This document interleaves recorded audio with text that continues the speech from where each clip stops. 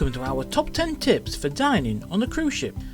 No matter who you speak to about cruising, you will hear plenty of reasons why they love to holiday on a cruise ship. Some will say it's the chance to visit many destinations on one holiday. Some will say it is the relaxing nature of being at sea. Others will say it's down to being able to travel in style and avoid the stresses of flying, while some will say it's the overall atmosphere of a cruise holiday that you just cannot get on land that makes it the perfect holiday type. Once all of those main reasons that instantly come to mind are mentioned, the talk will often quickly turn to food and drink. And that is because it is a key part of a cruise holiday for many cruisers. All cruise lines know that as well, and many will sell their onboard experience around their food offering, and they also know that it is something people are willing to spend extra on. That is why there is now an incredible choice of food available in the included buffet and main dining rooms, and cuisine from across the globe available in specialty restaurants. Dependent on the line, there can be more restaurants and cuisine options than you have days on board the ship, and that can make things confusing, especially if you are new to cruising or if you are sailing with a new cruise line. In this list, we hope to clear up some of that confusion by giving you our top tips for dining on a cruise ship, but even if you're an experienced cruiser, our tips for dining on a cruise ship may give you a great idea for your next getaway. As ever, don't forget to like, subscribe and turn on notifications, as not only does it help us produce more content for you, but it makes sure you miss none of our cruise guides, top 10 tips and advice videos. Also, why not leave a comment below and give us your top tip for dining on a cruise ship. So without further ado, let's take you through what we believe are the top tips for dining on board a cruise ship. One of the best bits of cruising are the views from your ship. No matter if you are sailing close to shore or in the middle of an ocean, it is well worth choosing a table next to a window in the buffet or to be asked to be seated near a window in the main dining room. A lot of ships also now offer outdoor seating for specialty restaurants and close to the buffet, so if you're in a warm weather region, why not eat al fresco? In the main dining room, you can often be placed onto a large table for 10 to 12 people, and unless you are sailing as a big group, you will have to share it with strangers. For some cruisers, that is one of the great things about cruising, as you get to make new friends and meet people from around the world, but for most passengers, a cruise is a chance to spend quality time with friends, family or your spouse. You will then want a table just for your travelling party, so make sure you request that in advance, if your line allows you to, or if you are on a set dining time, check with the maitre d' once on board and ask for a private table if you are not already on one. If you have a specific dietary need or any allergies, make sure you inform the cruise line in advance. That is normally something that can be done during the booking or checking in process, but if it isn't, simply send the line an email well in advance of your embarkation date. When you get to your chosen MDR or specialty restaurant, make sure you mention your requirements to the maitre d', and don't worry, this is something that they deal with multiple times a day. The required dress code in the restaurant is something that varies from one line to another, and from one restaurant to another, even on the same ship, which can make it confusing for cruisers no matter your level of experience.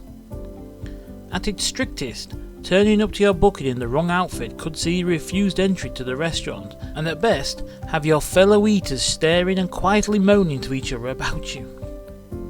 We love the variety, relaxed nature and flexibility of eating in the buffet, but one thing that is always a problem, and that is off-putting to many cruisers, is the buffet rush.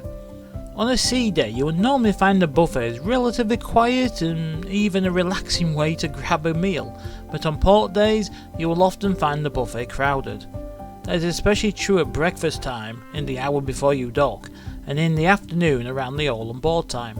If you avoid those times and other busy periods you will soon figure out, you will have a much better experience in the buffet. The extra fee restaurants on board your ship can make for a memorable night and can give you the chance to eat your favourite cuisine with the quality of service you expect from a cruise line, but they can quickly get expensive, and on the big ships they can quickly get booked up. Thankfully, most lines make it easy to pre-book your visit, and not only does that guarantee you a table at the time you want to eat, but most lines will also give you a discount for booking before you board, saving you money as well. If you would like to eat in a specialty restaurant or a dining venue with an extra cost, but don't have the budget to do so, there is often the chance to save 30 to 40% of the cost, and that is by visiting on the first night. The first night of your cruise is always the quietest for dining venues, and the cruise lines know that, so many will offer huge discounts to those who book in advance.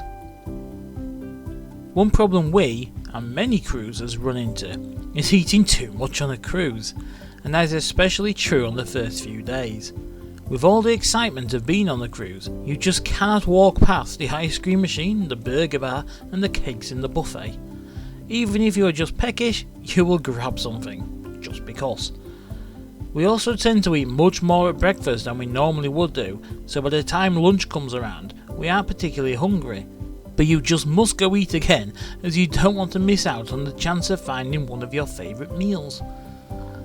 The thing that you, and we, need to keep in mind is that the ship won't run out of the scrummy food on offer, so you don't need to stuff yourself early on. Formal nights are something that people either love or hate, and if you're in the latter camp, you will often choose to eat in the buffet on formal nights.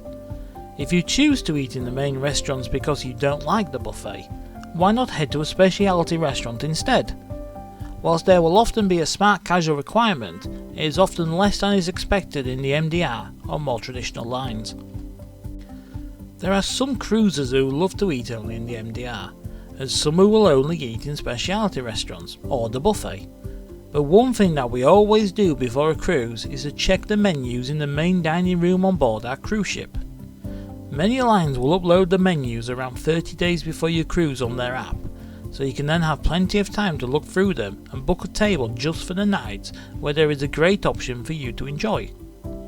If there is nothing that stands out, you can either then book into a specialty restaurant or simply head to the buffet. If you always book into pay restaurants on board, it is also handy to check the MDR menus first so you don't pay extra to eat on a night when you could have either gotten your favourite meal for free or a similar one to what you were going to pay extra for. So all that remains to be said is thank you so much for watching. We hope you enjoyed our top 10 tips for dining on a cruise ship, and see you next time.